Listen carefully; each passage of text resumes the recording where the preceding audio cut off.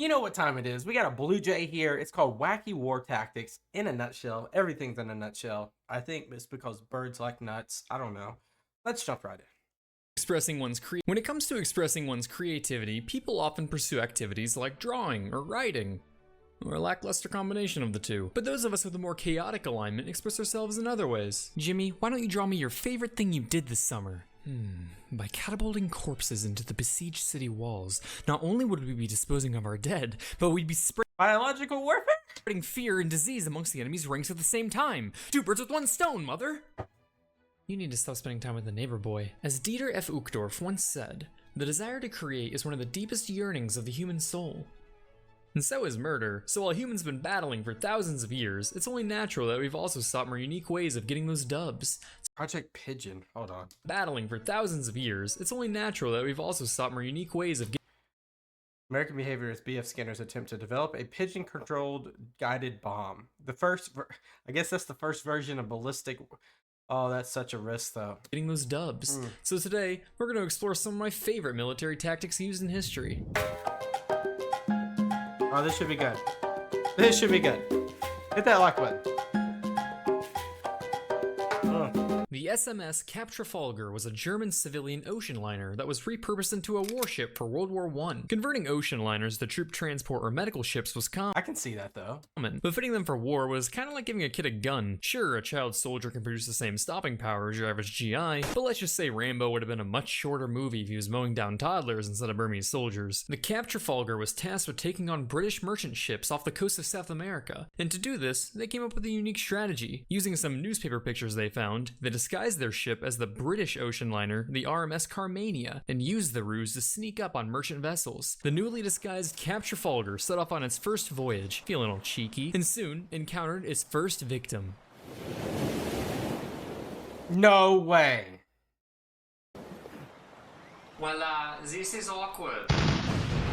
Dialing the clock back a few hundred years, we have the probably fictitious, but I'm still going to include it because fuck it, story of the town of Rothenburg ob der Tauber in Germany. During the 30 Years' War, the Catholic army wanted to destroy the town because they resisted the church. We have come in the name of God.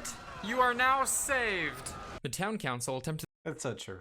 to change the Count of Tilly's mind with a gift of local wine, 3¼ liters worth. The Count declared that if anyone could drink the lot of it in one sitting, he would spare the town. So the councilman gave it to their mayor, who proceeded to abuse his liver more than an Olympic gymnastics team. By God, you've done it! You've saved the town! I did what now? As we have all learned from the renowned American philosopher, Bob the Builder, having the right tools That's can fix crazy. any problem. Leaky faucet? Have a wrench handy. Clogged toilet? Use a plunger. Will to live? Oh. And of course, nothing quite solves the problem of pesky British shipping like a German U-boat. These tin cans of Oh, those things were deadly. Those things were the catalyst to naval superiority by the British in the Western world, even though Germany is part of the Western world.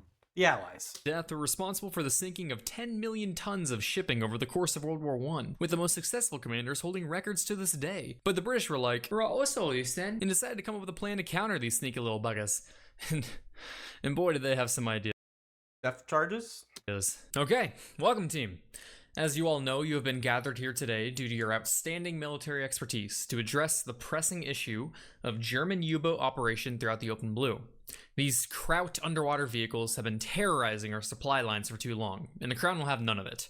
Now, gentlemen, let's hear some of your ideas, and remember, there are no stupid answers. Yes, they are. How about we have men go out on boats, and when they see a periscope, one throws a bag over it while the other hammers it as hard as they can? I say we send Britain's finest swimmers with sharp hammers to whale away at the U-boats and send them to the depths. Yes. Why don't we use our birds and sea lions? More specifically, train them to chase periscopes and identify U-boats. Shit on the periscopes. Train seagulls to shit on the periscopes and force them to surface. Let's just fucking paint the ocean. Just all of it. So when the periscope comes up, it's blinded by the paint.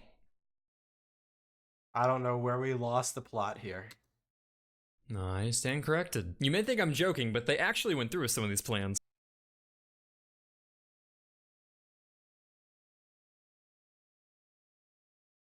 I don't even understand how that would happen or how that would work.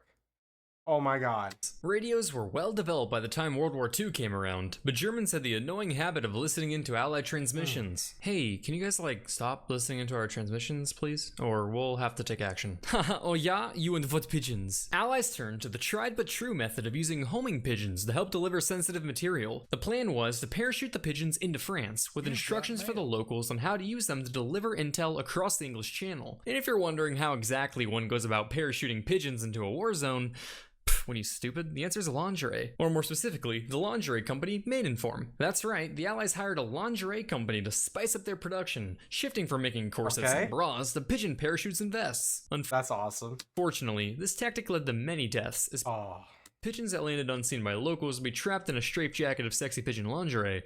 So another method was devised, where this time, pigeons would be strapped to the chest of a paratrooper and were kept alive by the power of friendship. When the supply of pigeon corsets ran out, paratroopers would just stuff the little guys in their socks, cutting a hole for them to peek their heads out of. Cut a few more for their wings and boom, you got yourself some flying shoes. Compared to the rest of these stories, this strategy was by far the most effective. That's awesome.